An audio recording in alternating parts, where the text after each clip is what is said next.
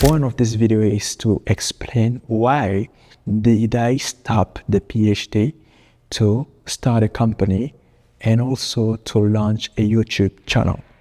I'm going to articulate that in mainly 2 points. First one, why I stopped the PhD. Oh yeah, what is this guy doing in the dark? I know.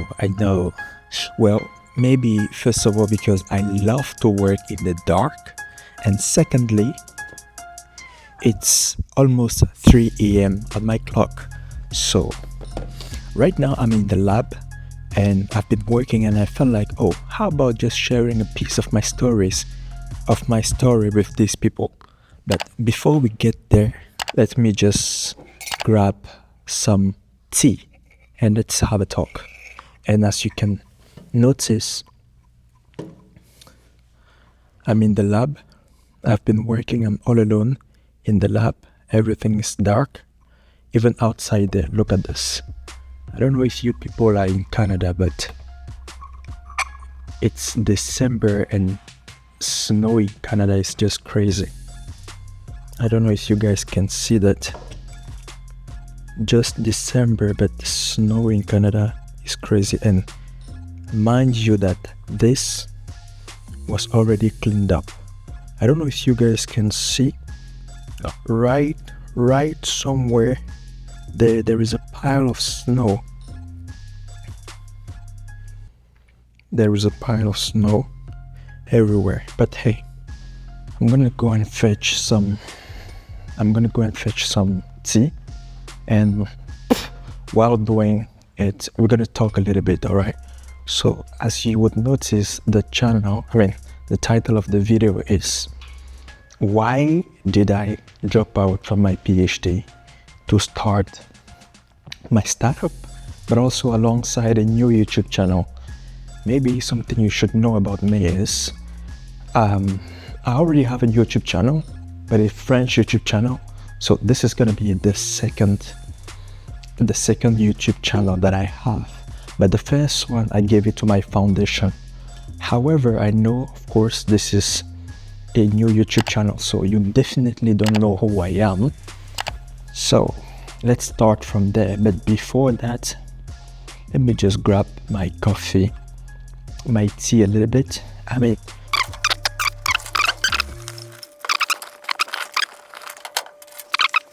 Basically, this is a tea brand that I came across recently at Metro.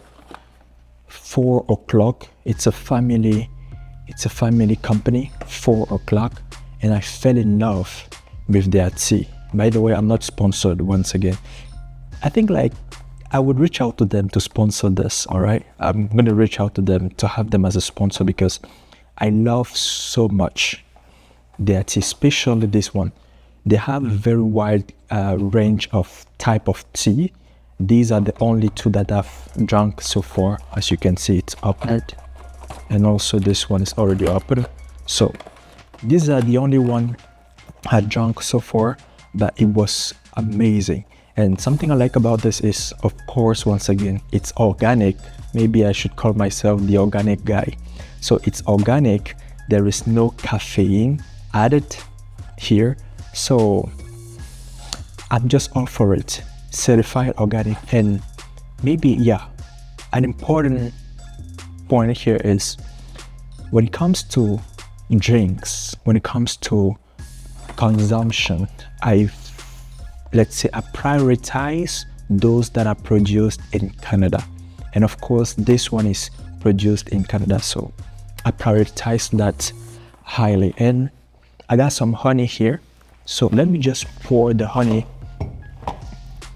Let me just put the honey first, and we're gonna fetch some hot. And yeah, of course, organic honey. I'm just an organic guy, so organic honey. So let's just go and grab water and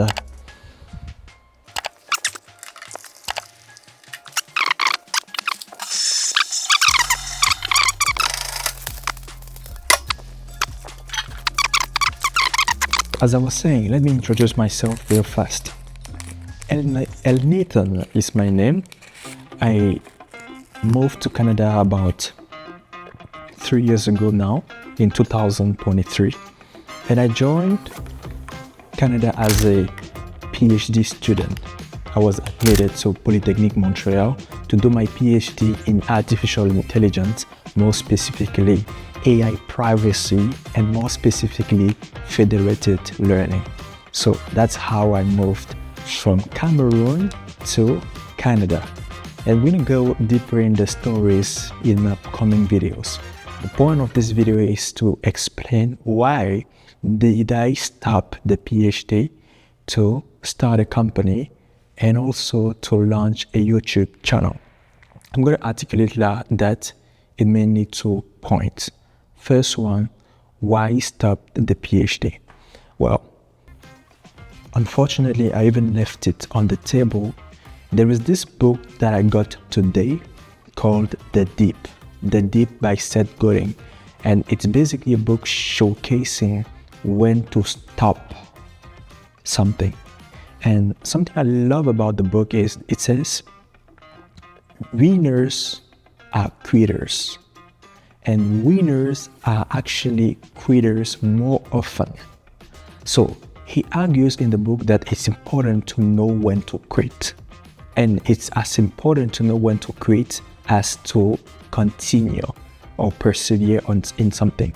So there is this thing he calls the deep, which is basically where you kind of touch the rock button, but if it's the right dip, then you should continue. But if it's the false one, it should be a clue for you to leave. And how does that connect to the PhD? When I was through my PhD, it's important to say that I've spent about 2 years in. So when I was in or through my PhD, my focus has been about understanding this Western culture.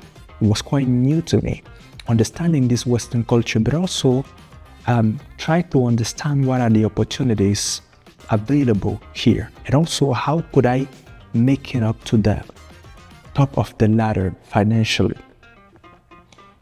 Well, while doing that, I also had, I was fortunate enough to have this surrounding of PhD students, but also graduated PhDs.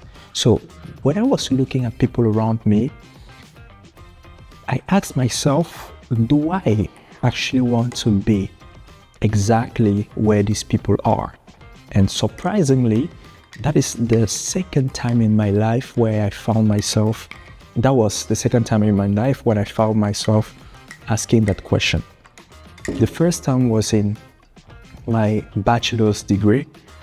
Second year in the bachelor's degree, I decided to stop school, to stop studying.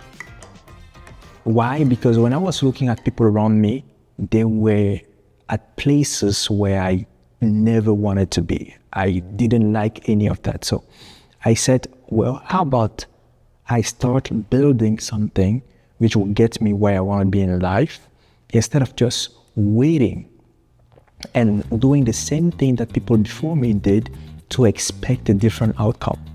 So that was the exact scenario during my PhD program. And of course, after 2 years in, I did the first part of my comprehensive exam. I passed it. Well, waiting for the second part, that was where a lot of things happened in my life. Basically, I did not submit at the, what would you say that? The right or the deadline. There wasn't such a thing as deadline, but I didn't submit the second part of my comprehensive exam when due, which of course wasn't the big deal, because of course you can reach out to the administration and explain the situation, provide some explanations. So I did that. However, I saw that as a great opportunity for me to actually start something new. So I didn't even force my way in continuing the program, because I felt like this is the next opportunity of our lifetime, which is AI. I don't know if you guys have read Outliers. Outliers is for me, the best book that I've read this year. And just so you know, from January 2025 till now, I've read more than 23 books. And out of them, Outlier was just the best one. And what did I catch that was quite interesting from that book? It was the concept of opportunities. When you look at Elon Musk, Bill Gates, Steve Jobs, when you look at all those people that are considered outliers in our culture, in our, century, you realize that they have something in common. Most of them, if not all of them, were born at a very narrow range of years. Okay, they pretty much have the same years, a bracket of 5 to 10 years. 5 to 10 years in bracket. It was the same thing with the first industrial revolution. People like G. Rockefeller, Carnegie, okay? All those people, they were pretty much born the same time. Why? Is it a coincidence? Not exactly.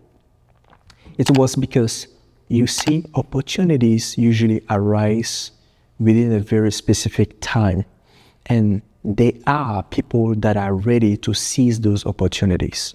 They are pretty much experienced. They are not so old, but they are not also so young. They have the right time, the right competences, the right skills, and the right energy to seize those opportunities. But of course, it comes at a risk, all right? So that was pretty much a book that opened my eyes to realize that this is the era, guys. AI is gonna be, it's not gonna be, it has already made thousands of millionaires and billionaires. And my question was, what was I waiting for? But one would argue, PhD is not, if you are doing a PhD, it's not necessarily for the sake of money, right? And you are absolutely right. So let me share with you, why did I even start that PhD? Why did I even get involved in that? But before I do that, let me just sip, okay, my coffee and my tea, and let's continue. Yeah, I know. How about we continue that elsewhere?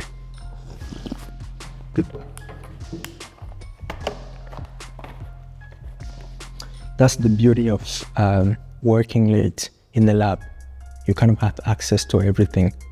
You can speak aloud. You're not bothering any person, so let's enjoy it. Okay, so let's continue.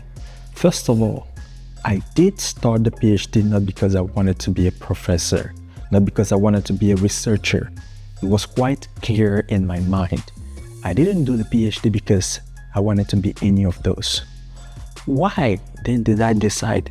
Well, first of all, because of the skills that the PhD provides.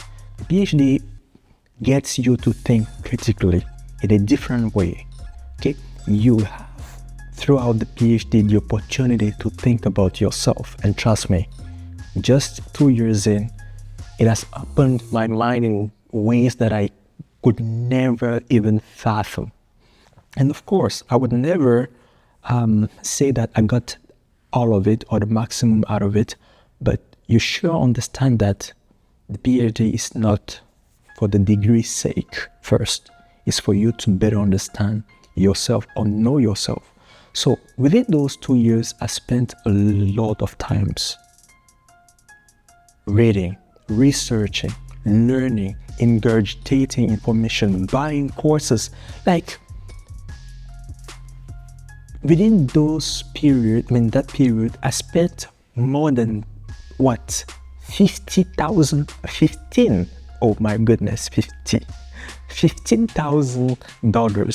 just in buying courses and books, and I've spent so much money, so much of my time reading and learning.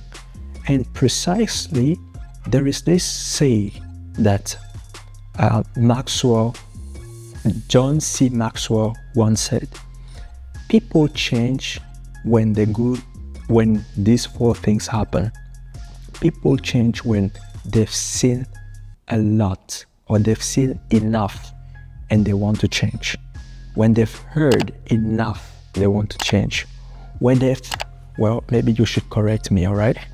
But when they've had enough and they want to change, that's exactly where I was located.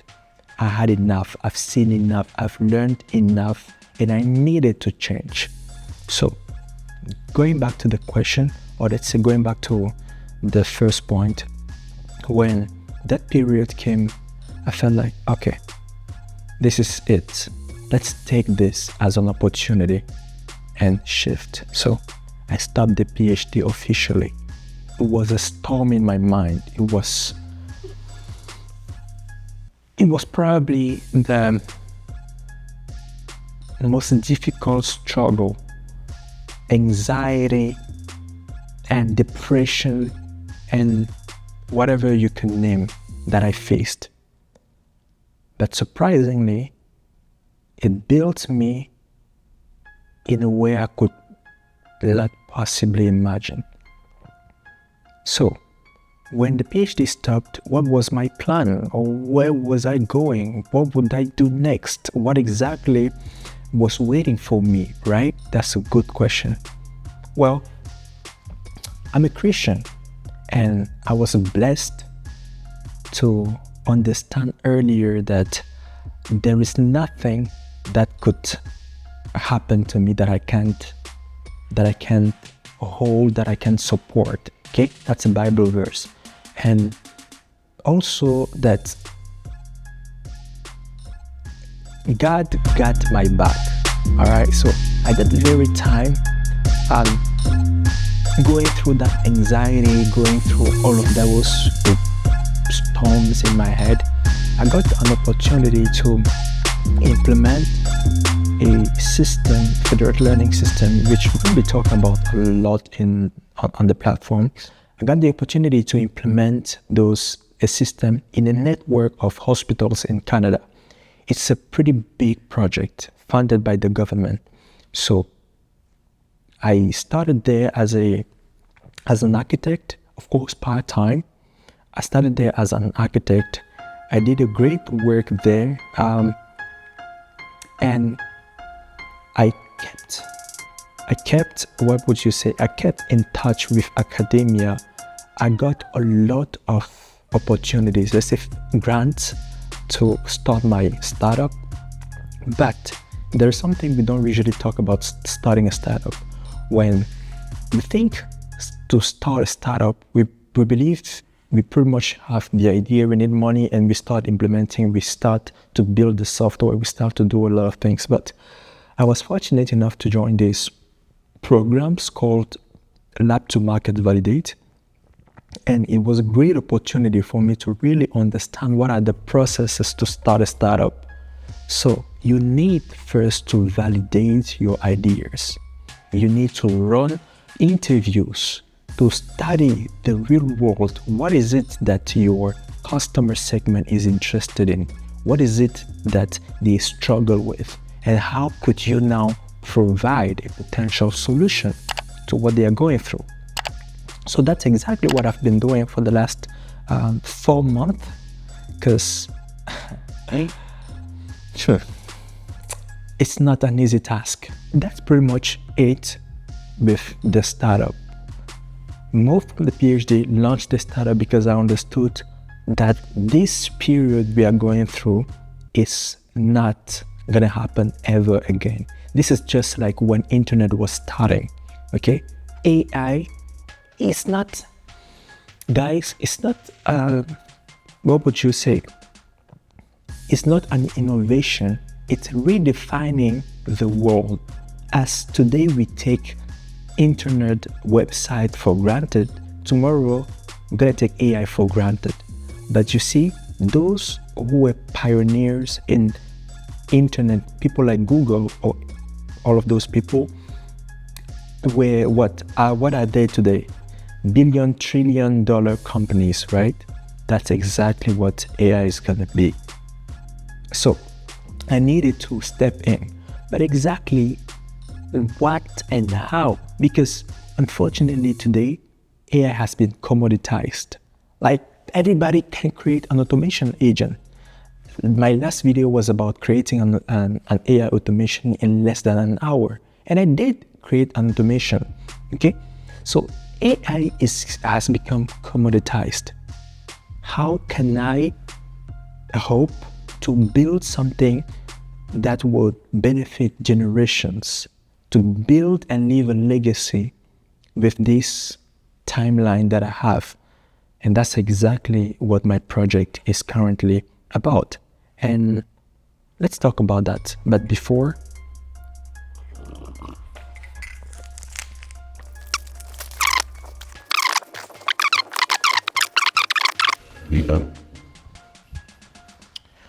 all right, so as I was saying, AI unfortunately today has become commoditized. Everybody is an expert in AI, unfortunately, just like being a data scientist. Because people work with Excel sheet, they consider themselves data scientists. And that's exactly where we are going.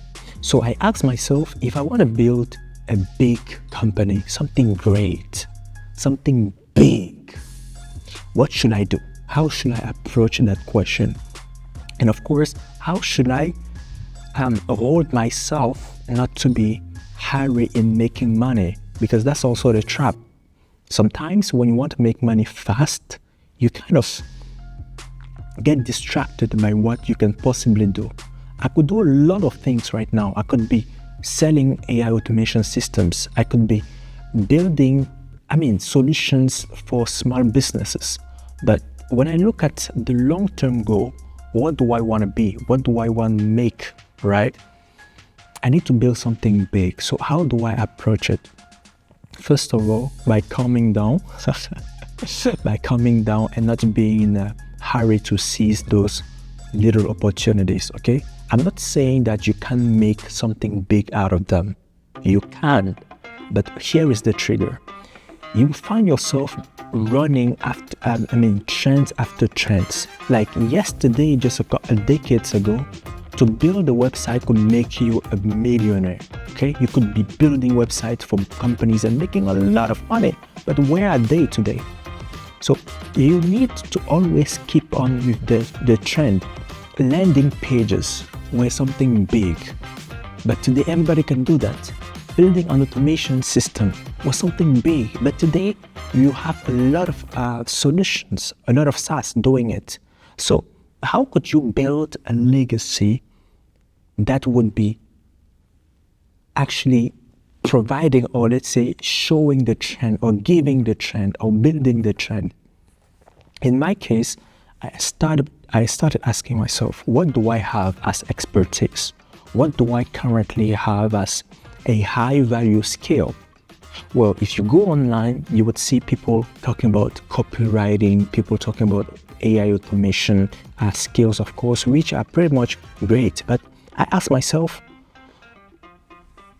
as true that I could do all of them, but what do I have that can possibly just set me apart? Absolutely apart. And at that time, I was still brainstorming and struggling with what I could possibly do. And I joined this event called Elevate in Canada. And throughout the event, we had Andy Elliott, we have Daniel G, we have great speakers at the event. And if you ask me, what did I gain from that event?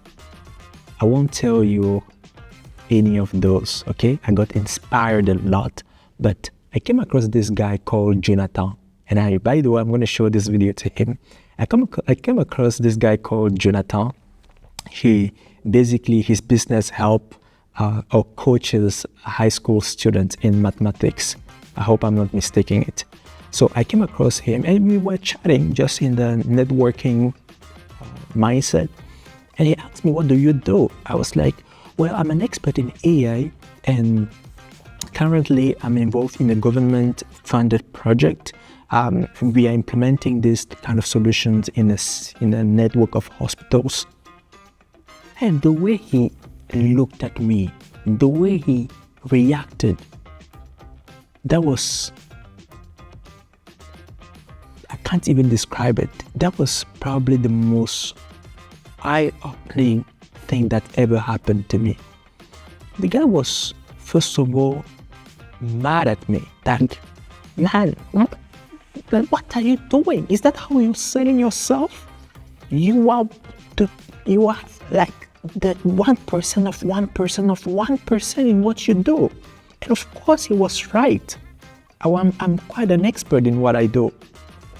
And he was so mad at me because, you see, I was there admiring and being inspired by those people around me, rightfully so, but I never looked at me in that way, or the way he looked at me. He told me, "Kai, you need to introduce yourself well.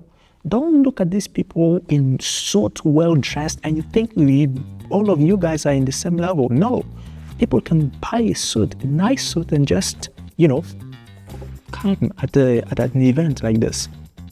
So that conversation was probably the best I ever had, and he just reframed or changed the way I looked at myself. And I was like, all right, I need to dream bigger. I need to consider myself and my goals in another dimension. I need to set higher standards considering the skills that I have. So I went back and I did a plan on, let's say, an evaluation of what are the skills that I have. I have this, and I was so fortunate that the grant that I obtained for my startup was exactly after that event. So when I was joining that, when I was getting that grant, which by the way is also a program, I already knew where the bar should be. And I assessed, here are the 3 sectors that my company should be in, or are more useful or more applicable in: healthcare, insurance, and fintech. And of course, you can apply it in other industries, but these are the big companies, big industries where they are quite useful. The solution is useful. So I started my validation with those segments. I interviewed people from healthcare, people from insurance, people from fintech or the financial business, the bank business. And that's exactly where I started.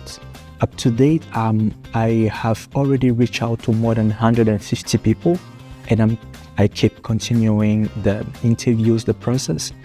And of course, I'm going to share that with you in the upcoming videos. But you see, from that very decision to start my PhD till now, which is about a year ago, I went through a lot of things. A learning journey that I've never been into. Also, a lot of work. We are about almost 4 a.m. and I'm up working. I've been working like crazy, and I enjoy what I'm doing right now. But how does it connect to where I want to be, or what am I even doing on this YouTube channel? Well, why the YouTube channel? You see, there is what we call understanding patterns in life, okay? You want to build a life, look at people who have done it, and don't just apply what they applied. No, study what are the patterns they have in common. Because if you just study one, it could be an outlier. If you study 2, you might have different point of views. You might be misled. But study many and understand what are the patterns. What do they have in common? And the first pattern I observed is that we should take a sip. And how about changing another decor?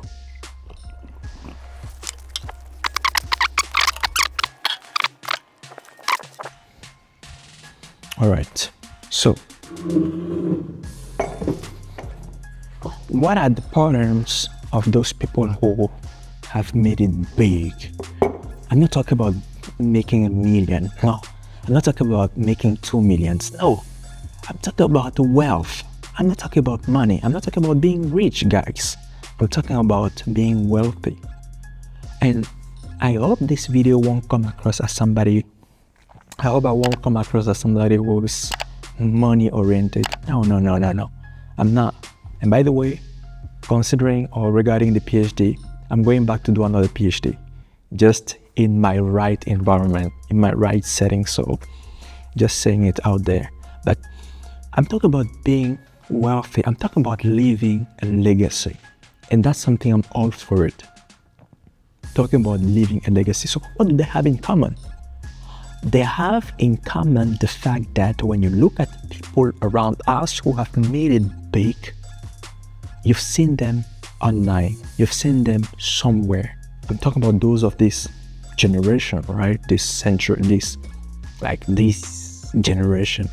You've seen them online. What do they have in common? They are present online. They've built their presence online. And I don't know why, but even if you literally show people this is gold, they won't believe it. Even if some of them come and test it and agree that it is gold, they still won't believe it. That's the human mind. Nobody will understand. But why am I bringing this? It's because not only they are present, but they've built that presence online throughout years. So I asked myself, why don't I start there? It's free. And I'm doing it even at a very late time. Because you see, content today, when you look at the stats, the percentage of content that is produced today with AI, it's just mind-blowing. You're asking yourself, what are these contents gonna be later? Like, is it even relevant for us to do videos, to make videos? I don't know. But there is something. Nobody will ever have, no AI would ever mimic this fact, this very fact that I'm here at this time doing this video, this whole storytelling, this reality, this me moving around, this me sipping the cup of coffee. Maybe I should remove ever, but we might get there. So content creation than ever before it's currently at its very peak, and it's gonna be dropping down very fast with the content, with AI content generated. And I was like, all right. So I know that I've known that for years. As I said earlier, I've had this YouTube channel which I gave to my foundation. And we're going to talk about my foundation later on, because that's also a project I launched this year and it's quite successful. Thank God for that. So I gave it to my foundation, but I asked myself, what have I learned? What have I gained from having that YouTube channel?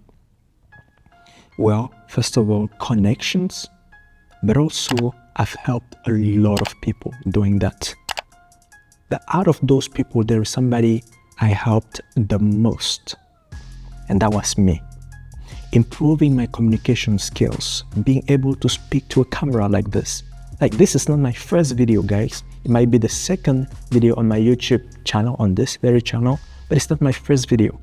So I've been speaking, I've been recording probably thousands of videos at this day, and there was a little, or what would you say, those actions have built the person that I am today. I can't even imagine how many people I have come across giving me stories on how my videos have helped them, and all of that. It's priceless. But as I said, the person I helped the most was me. because you need to think when you make a video. You need to make sure that whatever you're saying is right. You also get to learn before you do that. You also need to look at the start. You need to read. You need to keep pouring in yourself in order to pour back into people. So that exercise was, for me, the most rewarding exercise I ever had in my life. And trust me, I wasn't about to stop with it. So all the reasons were just A1 for me to have or continue this YouTube channel. But why in English? Well, because I'm a French speaker. And of course, you would have noticed by now, my English isn't that quite clear. Although, please let me know in the comment what you think about it. So I saw this as a very great opportunity for me to improve myself, improve my English, but there is something more. Regarding where I want to be in life, I want to set myself up to get where I want to be. I know that I don't want to dominate the Canadian market or the French market, no. I want to go big, biggest you can think about. So I need to dominate the American market. And unfortunately, you can't just get out of nowhere to be there. You need to build something. You need to build a reputation. You need to go crescendo, all right? Especially if you have the means to do that. What didn't I have? What don't I have to start? Well, it's free of charge, and I started this YouTube channel to then set myself up for those goals. And I know the video is quite long, but I hope this story, I would watch it back a couple of years from now, and sure enough, I'm 100% positive that I will be smiling. I will be far from where I am today.